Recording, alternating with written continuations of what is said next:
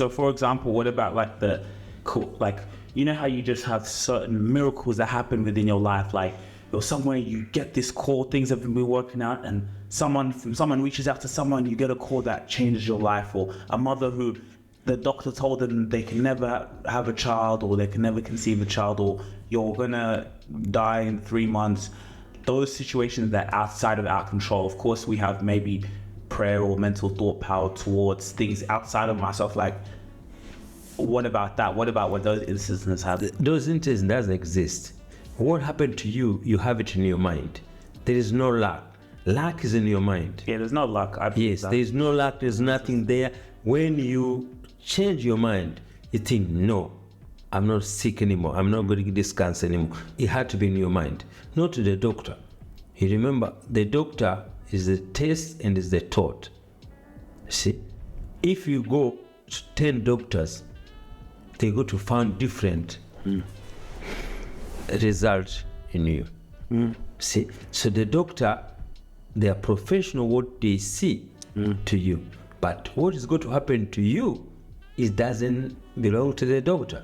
You remember, the doctor also, he will be sick. The doctor, see, the doctor even die. See, that's how life is. Life is the mind. The mind which is safe is the same, the mind which kill, and it's the mind which have issue the same as you. You can go to the doctor, the next day you go there, the doctor is not there. He had a heart attack. He had a same heart attack from the doctor in Rwanda, in village in India, in a village in Australia. It became the same. See, that because true mind is for God. You know, one thing, they did an experiment, not really an experiment, but Dr. Joe Dispenza, he wrote a book, Becoming Supernatural, very good book, I read it.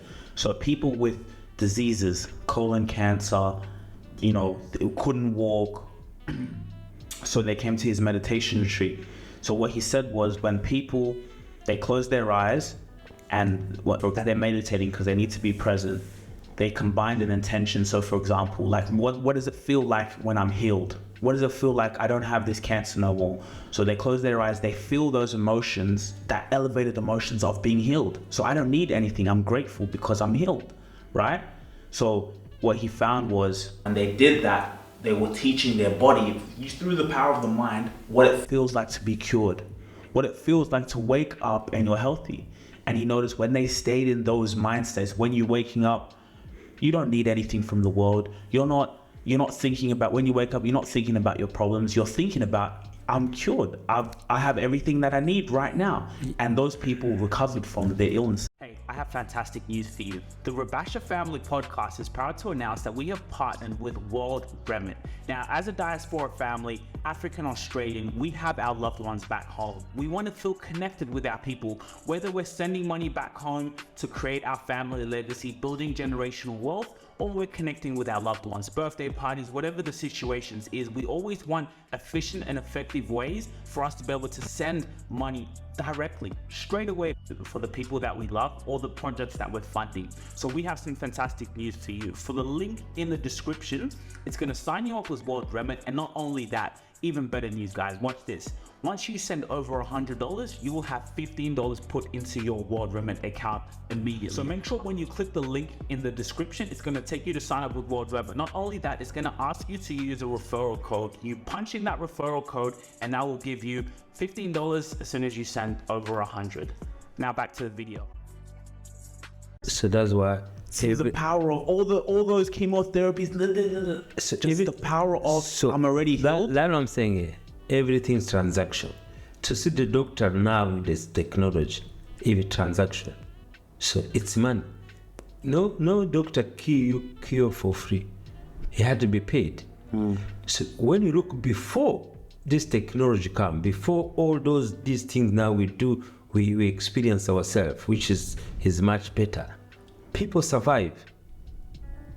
People survive cancer before technology. People survive the disease before technology.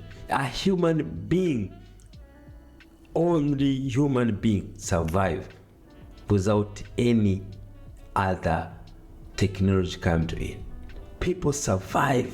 So do you know why? Why? Because that's nature.